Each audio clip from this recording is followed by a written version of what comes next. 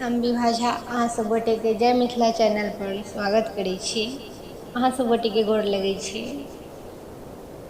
अहाँ सबके समक्ष एकटा तिरहुत विद्यापति हम गाबि रहल छी। अहाँ सब गोटे के नीक लागत तऽ चैनल के सब्सक्राइब करनाइ नहि बिसरबै। लाइक कमेंट जरूर करब। धन्यवाद।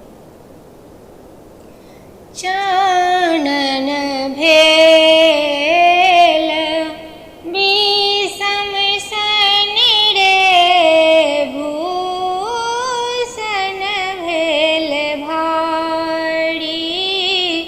चानन भेल विषम सन रे भूषण भेल भारी।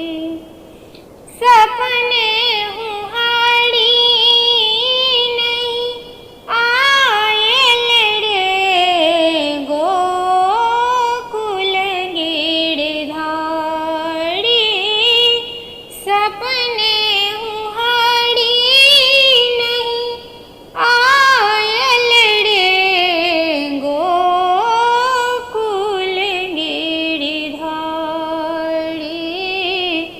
चानन भेल विषम सन रे भूषण भेल भारी।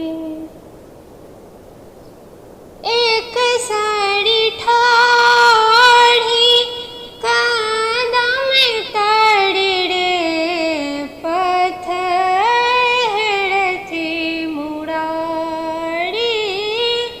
एक साड़ी